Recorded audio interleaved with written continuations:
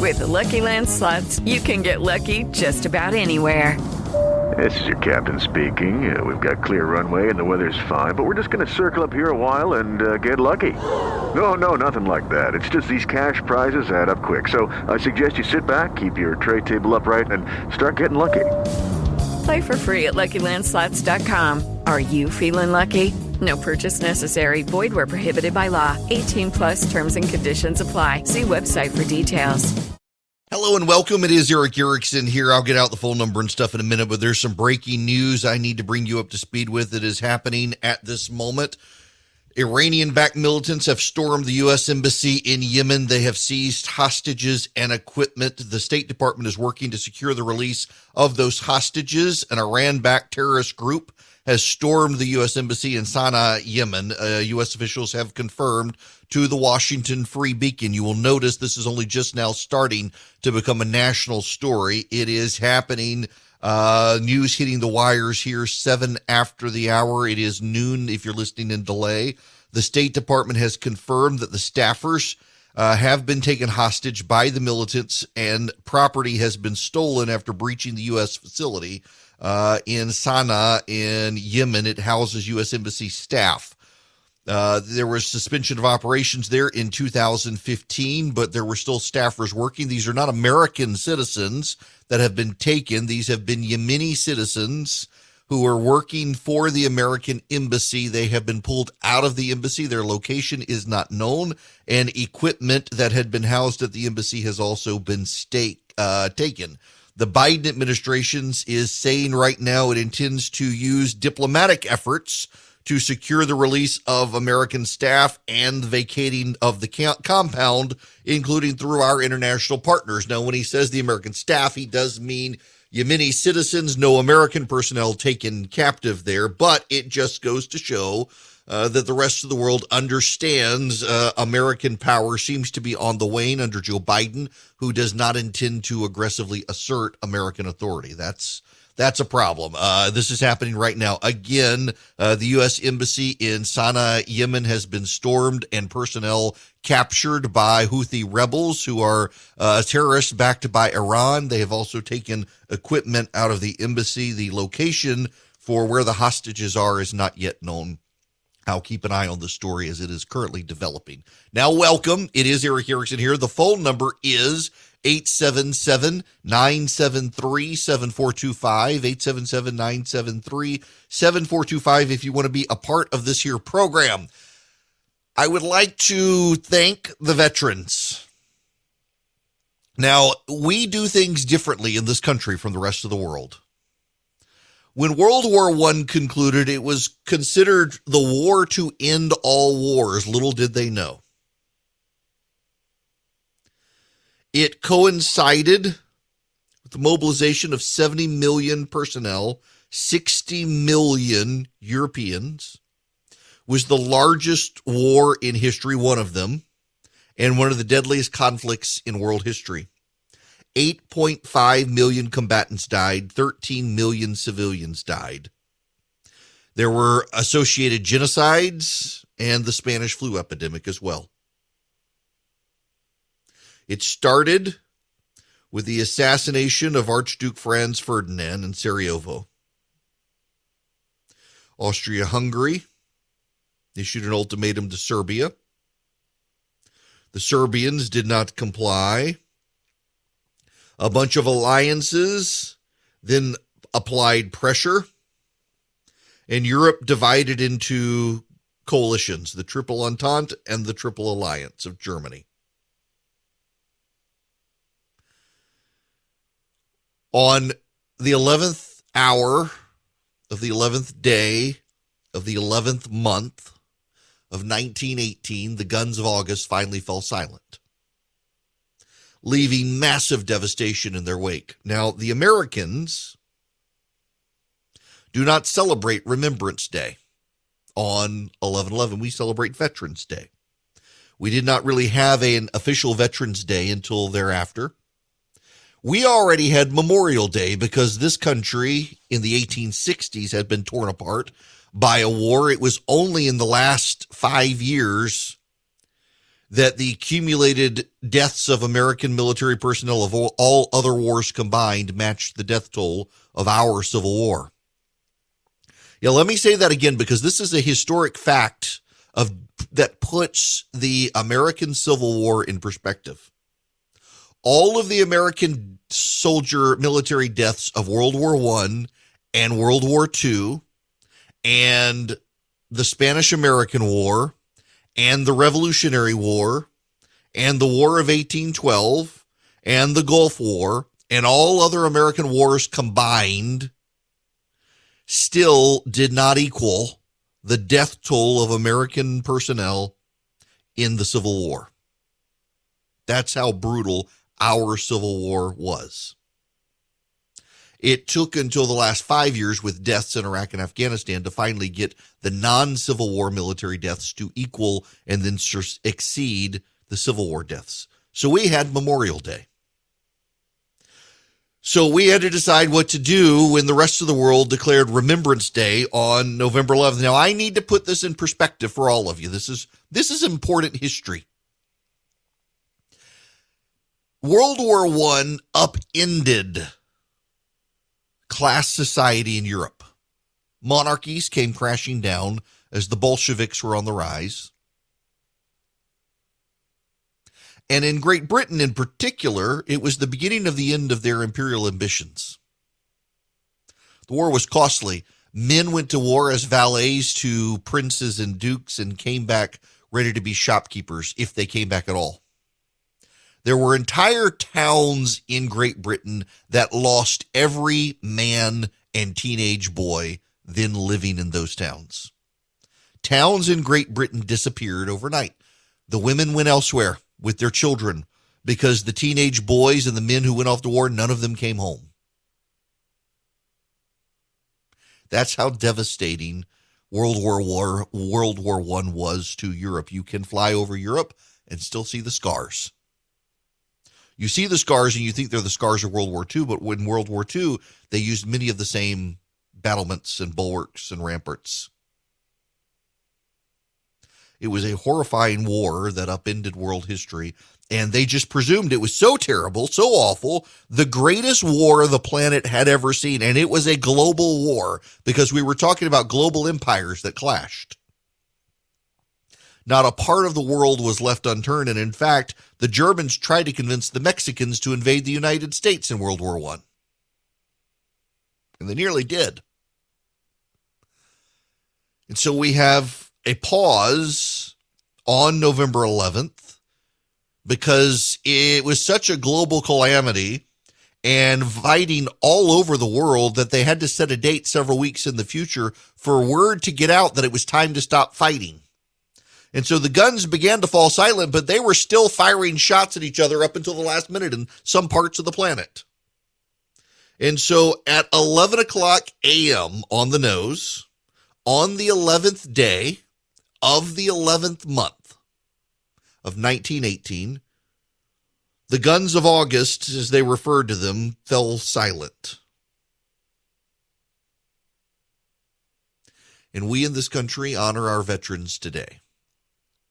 And I thank you all very much for your service and your sacrifice.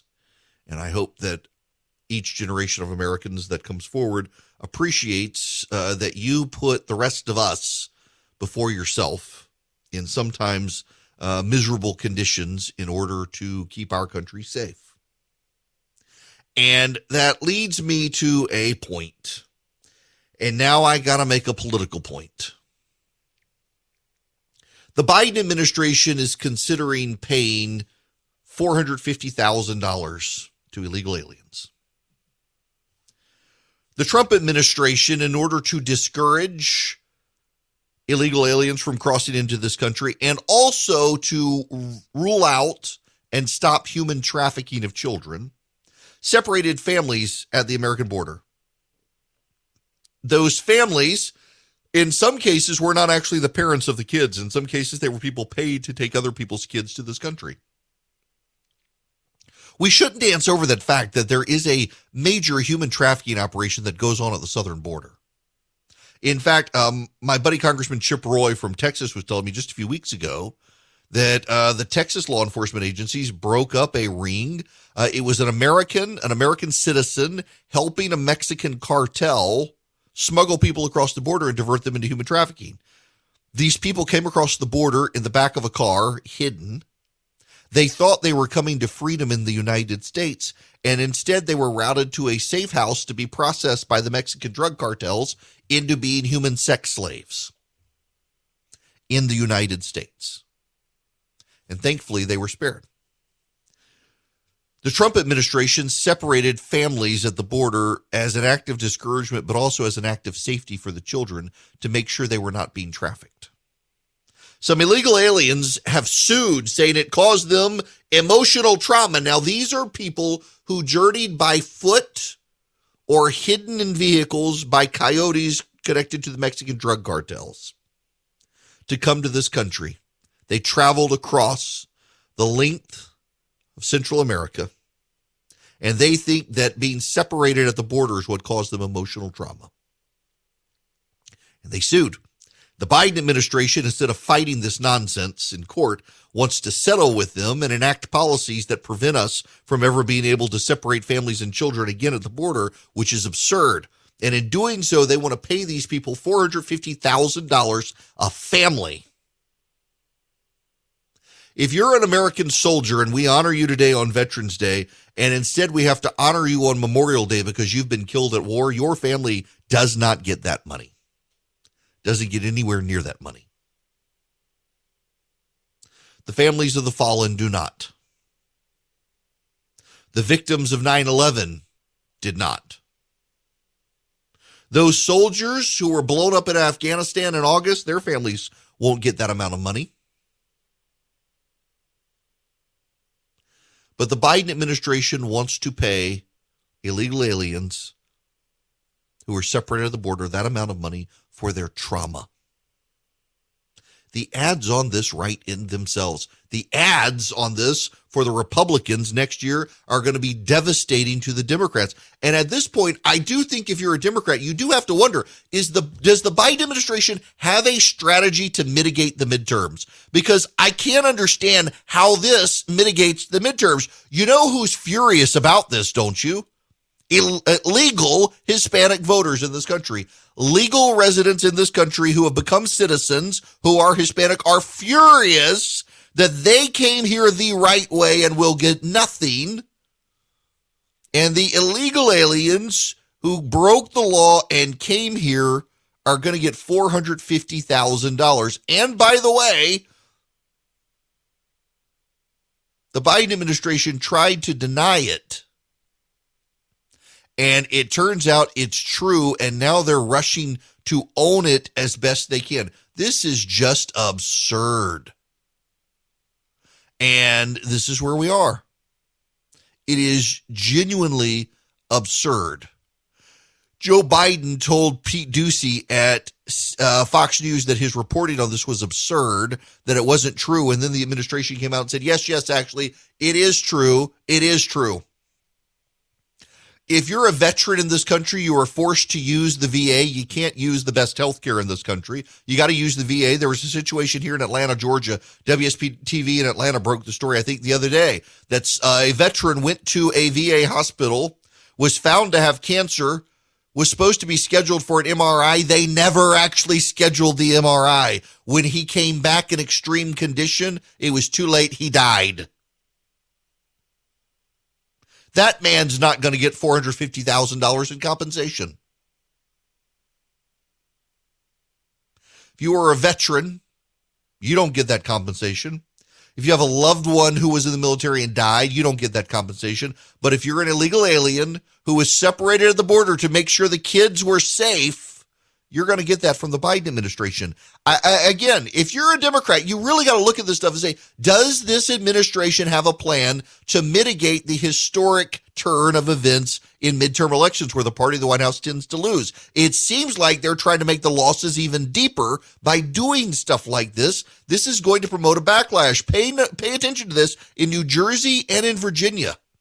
The areas of those two states that swung the hardest to the GOP are Hispanic neighborhoods because of stuff like this. It's absurd, and the ads write themselves. The phone number is 877-97-ERIC, 877-973-7425. I know I was going to put this off, but I can't. I can't. You know, I have learned something important. As my career has taken off, I've learned something. I didn't think when I started radio that I would be able to make a lot of good friends after getting on radio. And I actually have. But over time, I've realized I got to be able to distinguish who are the people who are my friends and who are the people who are friends with a guy on the radio. Because there is a difference. You may not realize it, but there's a difference. And I can tell you in my life how the difference shapes itself is overwhelmingly my friends are the people who never talk to me about politics. The friends with the guy on the radio are the people who only talk about politics, who randomly text trying to get some insider knowledge on what's going on. My friends don't do that, but people who are friends with the guy on the radio, they do. And it's fine. I just have to be careful and have different parameters for my relationships with those two groups of people that, oh, these are friends with the guy on the radio. These are actually Eric Erickson's friends. And one of the most annoying habits now is that I will put something on social media, and the people who are friends with the guy on the radio want to text me and argue about it, debate it. They don't just want to let it slide. Many of them want to be ideological enforcers for their tribe. Which gets me to my controversial tweet of the day that has people texting me who are friends with the guy on the radio, not actually my friends. And I'm on this being somewhat flippant. Generally, that's the rule. But y'all, I'm sorry. I still got my freaking boxes of Halloween decorations on the front porch. I haven't carried up to the attic. How the hell do you people got your Christmas tree up? I have no idea what on earth are you people doing? You've got your Christmas decorations. It's not even Thanksgiving. You don't have your like ornamental turkey and cornucopia on the table. You've got the elves and the reindeer already. What are you people doing? You've got an entire holiday between Halloween and Christmas, and you've already decked out for the next one. It looks like Mrs. Claus herself has barfed all over your house. I have no idea what you people are thinking. Part of me is, now listen, I go out for Christmas. If I could hire someone to wrap all the trees in my yard and lights, I would do it. If I could find someone to come do that, as it is, I go all out for Christmas. I mean, I start on Thanksgiving, it drives my wife crazy. And on top of it, it drives my wife crazy because as smart, reasonable people who don't work for me know, there are 12 days of Christmas, and they begin on December 25th, and they run through Epiphany. And you are not allowed to take your Christmas decorations down until Epiphany. Your lights must turn off the night of the 5th before you roll into Epiphany, and then it starts Mardi Gras season. This is how it's done. Now, of course, I'm from South Louisiana. It may differ from some of you, but this is how it's done. But you don't put your Christmas tree up until Thanksgiving. I've got friends who had their Christmas tree up November 1st. They made it some sort of All Saints Day celebration that they took in the dragons and the witches and the ghosts and the pumpkins, and they put up their Christmas tree and little elves everywhere and the little reindeer in the front yard that if you're smart, you go through and you put one on the back of the other, and it makes it look really like terrible for the people who live there, but it's really funny if you do it. Not that I've ever done that before in a youth group, but I just don't understand how it is that people have decided now, before Thanksgiving, is the time to fully decorate for Christmas. And then the people who are arguing with me in text message about it. Hi there, it's Eric Erickson here. The phone number is 877-973-7425. Let's go to the phones. John, you're going to be up first. Welcome to the program. Hi, Eric. How are you doing? Hi. Great. How are you? Great. I was just wondering when you mentioned about the attack in Yemen, of how much of that, how much money came from President Barack Obama, the real terrorist in the country. Probably most of it. Yes, sir. That's. I mean, and look, would I totally don't agree think it's with a you. coincidence. The Iranians, now, for those of you who weren't here at the beginning of the show, the Houthi rebels, who are terrorists in Yemen, have stormed the American embassy, hauled away the staff who worked there to parts unknown, and a lot of the equipment. This news has happened in the last hour or so. No Americans, just Yemeni staff were servicing the embassy. And yeah, you know, John, you make a great point that the Iranians were able to use that money, and we saw an actual escalation in terrorist activity related to the Iranians after they got the money. Yes, sir. And the Biden administration, of course, yeah, absolutely. The Biden administration wants to give many more money. He wants to give them more. Just absolutely terrible, terrible foreign policy by the Biden administration.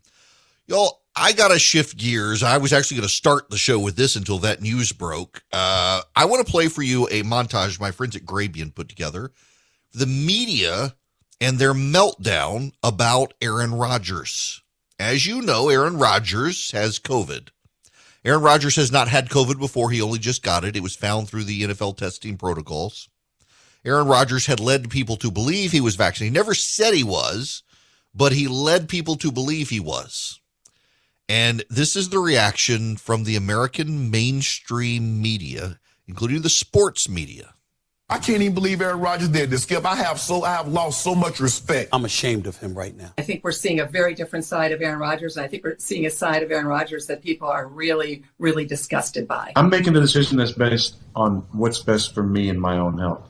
And for me, it was a no-brainer. He literally is sitting home because he might kill someone. First, he endangers people's lives. Then he doesn't take responsibility and makes up some story. Then he blames the woke crowd. He should speak at the Republican convention. The problem with this is it is so political, and health should not be political. He gave this interview on Friday that was just so damaging, promoting conspiracy theories, attacking the cancel culture and the woke mob, saying how Joe Rogan was his expert analysis. While he says he talks to Harvard MDs about stuff, it was Joe Rogan that really guided him. He took stuff that is for horses. Ivermectin is a cattle dewormer. Sorry, folks, that's what it is. The embarrassment was going to begin as soon as he pointed out Joe Rogan as one of his touchstones of his critical thinking. I'm going to critically think about what's best for my own health.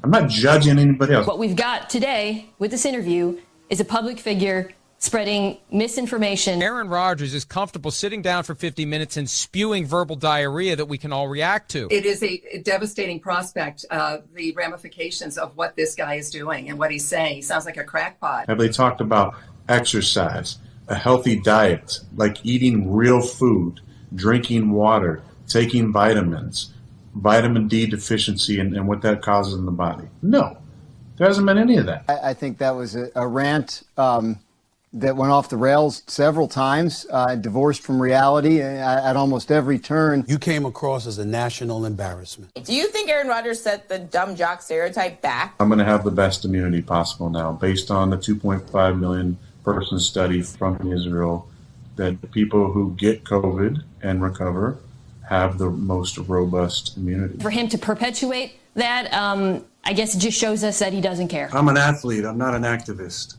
So I'm going to get back to doing what I do best. And that's playing ball. Thank you to Grabien for putting that together. The level of unhingedness here. Aaron Rodgers did obfuscate at best, lie at worst about whether or not he had the COVID vaccine. The media is treating this as some sort of crime. I have a theory about the media coverage we're seeing of COVID. Even now, as far removed as we are, cases are in decline around the nation. The rates here in Georgia are actually staggeringly low. As low as they have been in quite some time. And in most of the nation, they're going down. Deaths are definitely going down now among those who are vaccinated. We've got a lot of data out there that shows we are definitely moving to turn a quarter in this country and probably have. But the media conversation on this continues to be one of hysteria and despair. Aaron Rodgers is a healthy quarterback for the Green Bay Packers. The data has always shown that the healthier you are, the less likely you are to have a bad case. If anything, most likely to be asymptomatic. Very much like with kids. Kids tend to have asymptomatic reactions, and yet the media is scrambling, demanding everyone get their kid vaccinated when they're the ones who are going to have the least difficult time with it. But what about others? It could spread to others. Well, get yourself vaccinated and don't worry about it. Yes, you could still get COVID, but the odds of you getting a bad case are very small. The odds of you getting hospitalized are even smaller, and the odds of dying are even smaller than that. And now we've got other treatments as well, medical treatments from Pfizer and Merck, pills that show dramatic benefit. Here's my theory. I think the American press corps, which largely has resided in New York and Los Angeles, mostly New York, has post-traumatic stress disorder from COVID. I think they have PTSD. I do. I think covering the death toll, living in New York, seeing overwhelmed hospitals, knowing so many people who died, not being able to say goodbye, I think the media, overall, the national media, has PTSD related to COVID. I think reporters were traumatized by what they lived through. Now, most of us in this country, most of us in the United States don't really have an appreciation for what people in New York went through. Food truck meat lockers, chill containers had to be brought into hospitals to store the dead. New York went right up through the Chinese New Year celebration, denying that COVID was going to have community spread, encouraging people to get out of their houses. It was only around St. Patrick's Day in March of last year that Bill de Blasio and the public health officials in New York, who had been encouraging everyone to get out and party, were suddenly like, whoa, wait a second, guys. By then it was too late. COVID was beginning to overwhelm hospitals in New York City. Multiple reporters, cameramen, directors, producers, editors at major news networks died. Family members died. It was actually really bad. There's no denying it was bad. But I don't think we should deny that caused trauma to members of the press corps who report on COVID. And so they can't get beyond what happened then. The level of hysteria over Aaron Rodgers is disproportionate to what actually happened. At no point were reporters who covered Aaron Rodgers in danger of dying, particularly considering they're all vaccinated. That wasn't going to happen. But they can't move on from it. And here, this is important. They can't move on from it, and therefore they cannot let us move on from it. They will not let it go. Look at the quest now to get 5-year-olds vaccinated in the media. Matthew McConaughey is someone members of the press corps have campaigned to get to run for governor in Texas. They perceive him to be a progressive. They think he would beat Greg Abbott, the incumbent Republican governor. So it's been an open media campaign across news networks, celebrity outlets, and the like to get Matthew McConaughey to run for governor. And McConaughey had the audacity to come out the other day and say he didn't think 5-year-olds needed to be vaccinated against COVID. And scientifically, Matthew McConaughey is right. No 5-year-old needs to be vaccinated unless they have immune compromised system or other health conditions. But a normal, healthy 5-year-old, they don't need to be vaccinated. If you want to, go for it, but they don't need it. They don't need it because children are the least likely group of people to be susceptible to bad COVID. In fact, overwhelmingly, not in all cases, but overwhelmingly, kids get asymptomatic cases. You never even know they have it. Maybe they have the sniffles. That's it. And the media's like, but they could spread it to other people. They could spread it to other people. Well, get yourself vaccinated. It's one of my reasons for not being down with this idea for vaccine mandates for kids or telling parents they have to do it, because what you're essentially doing is you're forcing your kid to take a vaccine because other people won't take the vaccine. And I think it's terrible healthcare policy to force your kid to get a vaccine because the adults won't do it. This is different from the MMR because the MMR, measles, mumps, rubella, spreads rapidly through kids and has very catastrophic consequences, or can, among kids. So kids in school spreading it to other kids, you want them to have that vaccine. And by the way, the MMR wipes out those. You're not going to get those diseases except in very rare cases. With COVID, we now know it's less rare to have a breakthrough case after vaccination. They are completely different. To compare the MMR to the COVID vaccine is to not be using science but emotion. And the media seems to be terribly, terribly traumatized by COVID. They can't have rational discussions about COVID anymore. They're not capable. The American press corps as a whole is incapable of dealing with COVID because I'm convinced they have PTSD from it, from their coverage, from living in New York. So Aaron Rodgers gets COVID. Aaron Rodgers had obfuscated at best, lied at worst that he had had COVID in the past. Aaron Rodgers gets COVID, and he does a treatment after consulting with Joe Rogan. Joe Rogan, keep in mind, consulted with his doctor. Aaron Rodgers says he consults with doctors, but he has the audacity to name check Joe Rogan.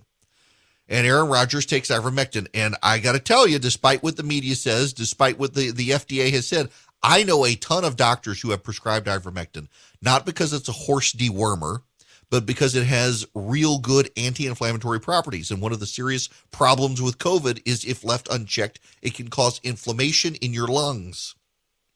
And therein causes a cascading series of events that ultimately can lead to your death. And ivermectin has anti-inflammatory properties that a lot of doctors have sweared by for a very long time. And a lot of doctors have been prescribing it successfully for that. And only with the Joe Rogan situation did the media start blowing up about it, when I know doctors who've been prescribing it on their own for over a year. In fact, my niece had a terrible case of COVID, and her doctor prescribed her ivermectin for the anti-inflammatory properties, not the anti-parasitic properties, but for the side benefit of anti-inflammatories. And she felt better within 24 hours, and I'm not making that up. But the media can't handle it. They can't process it. They can't deal with it honestly, reflectively, calmly, because they're traumatized. And so I say this moving forward, given their hysterical, and it is a hysterical, unhinged reaction to Aaron Rodgers. It is a hysterical, unhinged reaction. Given the media's reaction, you should know moving forward they're not capable of fairly, honestly, respectfully, and level-headedly dealing with this situation, because they have clearly been traumatized by it, given their work in Los Angeles and New York, major cities that were devastated by COVID. They've got PTSD from it, and unless they're willing to get themselves some therapy, we shouldn't allow their trauma to impact sound scientific reasoning moving forward. And by the way, if you are a healthy, in-shape football player and you get COVID, the odds are you're going to be fine. And when you're surrounded by a bunch of teammates who are vaccinated, they're going to be fine too. And when you're interviewed by a bunch of people from the media who have been vaccinated, they're going to be fine too. No one was in danger from Aaron Rodgers in any way, shape, or form. If they were in danger from Aaron Rodgers because Aaron Rodgers was unvaccinated and did not have COVID, then they are in danger every time they get on an airplane, because an airplane can fall out of the sky. It hasn't, but it could. The same way Aaron Rodgers could have had COVID, but he didn't until now, and it was caught thanks to testing protocols. The media is too traumatized to continue honestly, fairly, objectively covering the COVID situation. Now, I want to honestly, fairly, and objectively brag on the Eden Pure Gen 40. A buddy of mine actually texted me yesterday. Can I use it outside? You know, I've mentioned I use the Gen 40 outside on my porch. Now, to be honest, it's better inside. It heats up to about 1,000 square feet, but it's got a fan on it. And so I've got a gas heater outside, one of those big tall ones that puts out the propane flame, and it spreads out far. But when people sit on my front porch on Sunday night when I have people over, there are a couple people who may not have the heat of the flame. So I can use the Eden Pure Gen 40 and I can point it at them, and it keeps them warm. It blows hot air in their direction because it's not just a heater, it's a fan as well. You can use it during the summertime with just the fan option, and it works great.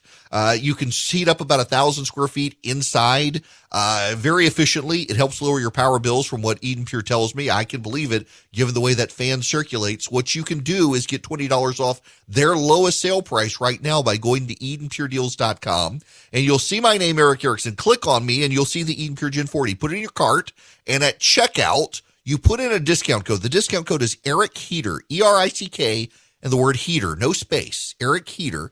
You will get $20 off the lowest sale price, and you will get free shipping on the Eden Pure Gen 40. It's a heater and a cooler. You run the fan, you can run the heater, you can run the heater and the fan together. It works, and it helps spread heat around very nicely. Welcome. It is Eric Erickson here. The phone number is 877-97-ERIC, 877-973-7425, should you wish to be on the program. When we come back, I will take your phone calls when we come back. I don't have enough time in this segment to do justice to your phone calls, so I will when we come back. And I've got a couple people who want to talk about Aaron Rodgers and other stuff. But before I move forward, I want to just mention the Rittenhouse. And I'm going to spend a little time on the Kyle Rittenhouse trial, probably in the third hour of the show when I get to it. But the media is in a meltdown today because the judge's cell phone went off yesterday. During the trial, the judge's cell phone rang, and it was Lee Greenwood's God Bless the USA. Lee Greenwood's God Bless the USA. You know the song, and I got to tell you, it's not my favorite song, but progressives have gone nuts claiming that it's the MAGA theme song, and therefore the judge is a white supremacist for the Lee Greenwood song going off in the courtroom. These people are severely broken. It's sad to see so many broken people over this screaming about a Lee Greenwood song. Let me just play. Well, I can't even get into all of the clips here because they're unedited and so long. But you've got Eli Mistel, the guy who sees race in everything on MSNBC, saying that the judge is clearly biased towards white supremacists with that ringtone. Yes, the judge is biased towards white supremacists with the ringtone, God Bless the USA, because it's the MAGA theme song. And he's not the only one. There are a ton of progressives on social media calling for the judge's removal because it's a ringtone. These people are unhinged and deeply broken. It's sad to see. I mean, the people who are triggered by God Bless the USA, they are broken souls who need our prayers. All right, when we come back, your phone calls, and also you got to understand what's going on in the suburbs right now to understand the lay of the land in the United States. When we come back, let's have a walk through the American suburb. And you thought these last 2 years were crazy. Welcome to 2022. It's coming up and nothing makes sense still, especially in business. If you're a small business owner, good luck getting financing from a big bank right now. I can offer you a fantastic solution if you're looking for $750,000 or more in financing for your business. First Liberty Building and Loan. Let's say you want to buy a new building, or you want to refi existing debt, or you want to buy a company. Basically, you see opportunity for your business to grow, but you've hit a wall with the mega banks getting financing.